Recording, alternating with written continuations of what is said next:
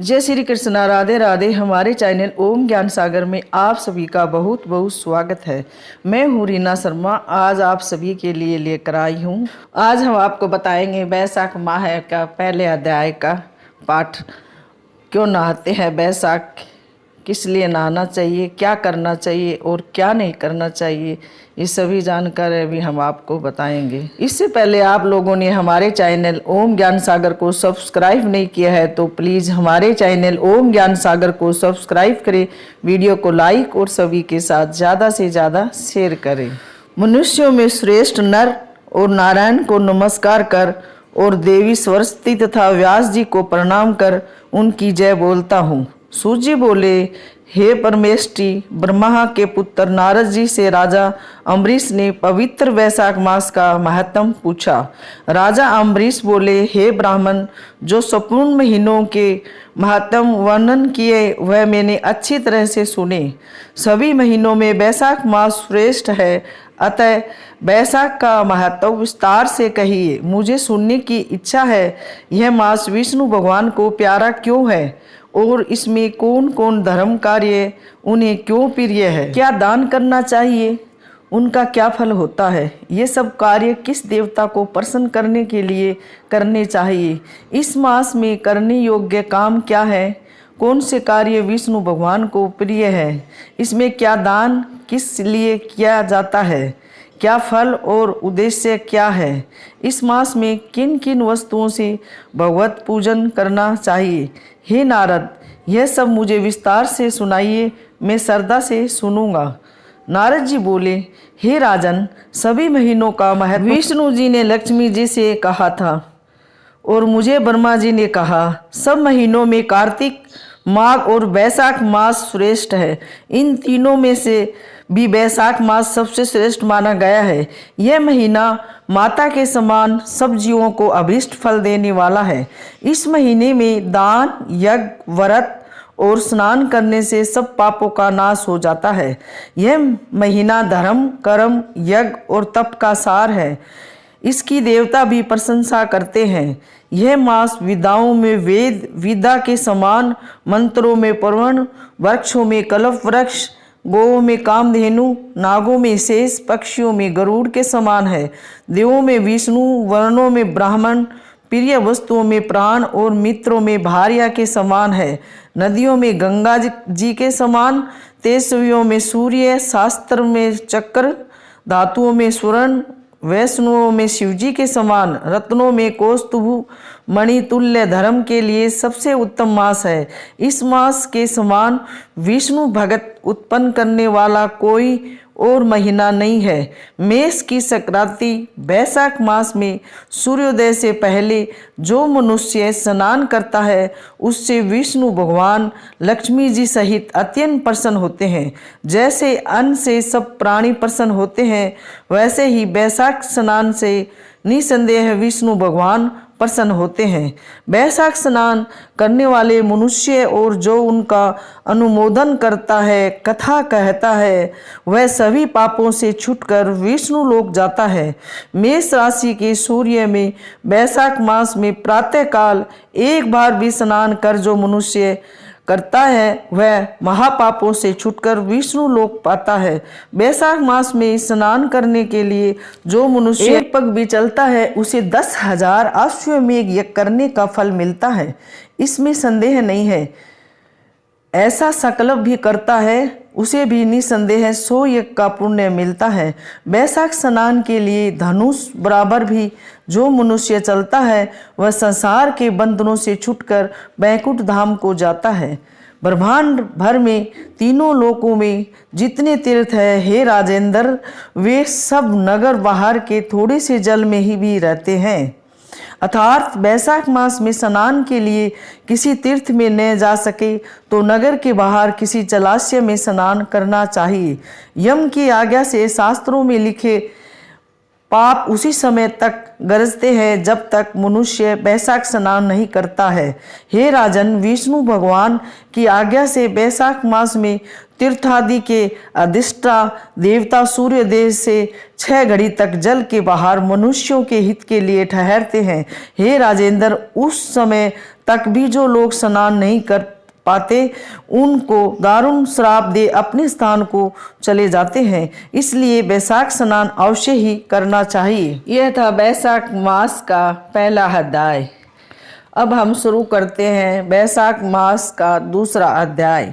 नारद जी बोले, हे राजन, बैसाख के समान कोई महीना नहीं है, समयुग के समान दूसरा युग नहीं है, वेद के समान शास्त्र नहीं, गंगा जी जैसा कोई तीर्थ नहीं है, जल दान के समान कोई दान नहीं और भार्या के समान दूसरा सुख नहीं, खेती जैसा कोई धन नहीं है और जीवन के समान कोई लाभ नहीं है, उपवास जैसा दूसरा तप नहीं, दान जैसा सुख और दया के समान दूसरा धर्म तथा नेत्रों के समान कोई ज्योति नहीं है, भोजन के समान कोई तृप्ति, खेती के समान कोई व्यापार, धर्म के समान कोई हितकारी मित्र नहीं है और सत्य के समान कोई यश नहीं है, आरोग्य समान कोई हरस, केशव के समान कोई रक्षक, माधव के तुल्य संसार में कोई पवित्र नहीं है। ऐसा बैसाख मास से साईं भगवान को सदा प्यारा है। भगवान के प्यारे इस महीने को जो लोग बिना व्रत किए व्यतीत करते हैं वह धर्महीन होकर शीघ्र ही पशु योनि पाते हैं।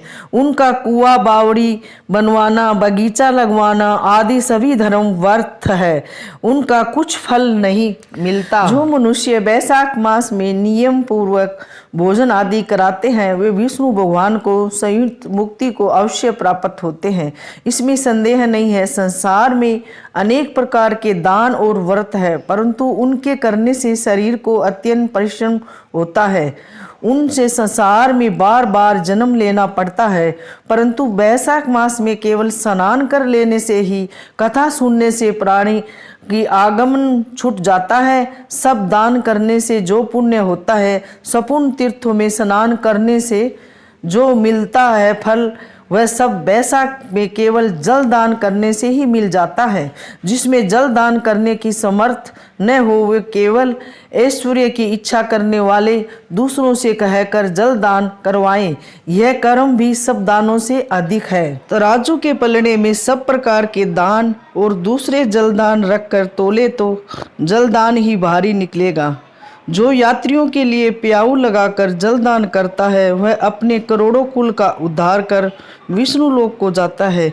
हे राजन, प्याऊ लगाने से देवता, पितर और ऋषि सब निसंदेह अत्यंत प्रसन्न होते हैं। जो प्याऊ लगा थके हुए यात्रियों को संतुष्ट करता है, ब्रह्मा, विष्णु, शिव सब देवता प्रसन्न होते हैं।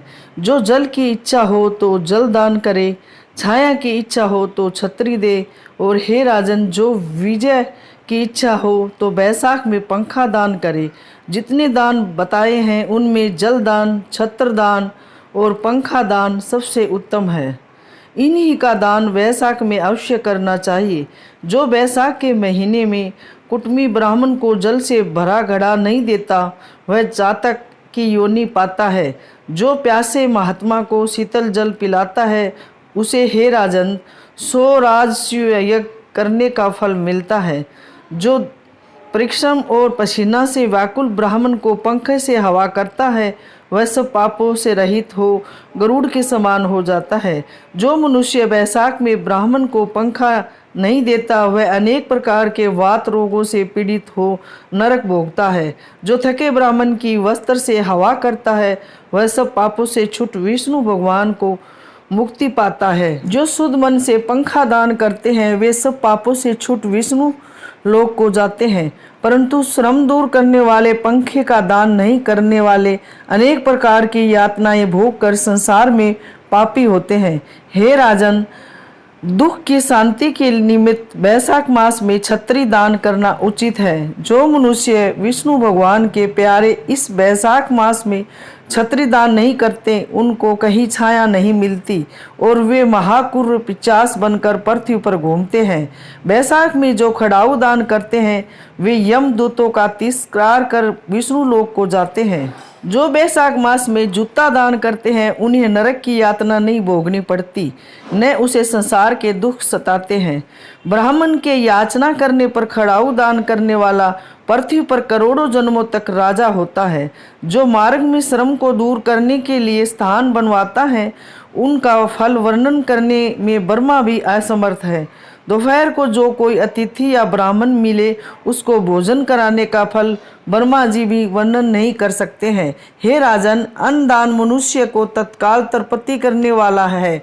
संसार में अन्नदान के समान कोई दान नहीं है। जो मनुष्य मार्ग से थके हुए ब्राह्मण को आसरा देता है, उसके पुण्य करने की ब्रह्मा में वे समर्थ नहीं है। भूखे मनुष्य को स्त्री, पुत्र, घर, वस्त्र, अलंकार, आभूषण कुछ भी अच्छे नहीं लगते हैं। पेट भरने पर ही सब अच्छे लगते हैं। इसलिए अन्नदान के समान न कुछ हुआ है न आगे होगा। जो बैसाख में थके हुए ब्राह्मण को अन्नदान नहीं देता, वह पिशाच बनकर पृथ्वी पर अपना ही मांस खाता फिरता है। इसलिए ब्राह्मण को यथाशक्ति अन्नदान देना उचित है और देना चाहिए। हे राजन, अन्नदाता माता पिता को भी भुला देती है। वह दानी हो अपना स्वर्ग समझने लगता है। इससे त्रिलोकी में भी सब अन्न की प्रशंसा करते हैं। माता पिता को केवल जन्म देते हैं, परंतु पंडित लोग संसार में अन्न के दानी को ही पिता कहते हैं। हे राजन, अन्नदाता में सब धर्म निवास करते हैं। यह था बैसाख मास के पहला और दूसरे अध्याय। हमारी वीडियो उम्मीद करते हैं आप सभी को बहुत पसंद आएगी और हमारे चैनल ओम ज्ञान सागर को सब्सक्राइब करें, वीडियो को लाइक और सभी के साथ ज़्यादा से ज़्यादा शेयर करें। जय श्री कृष्णा, राधे राधे।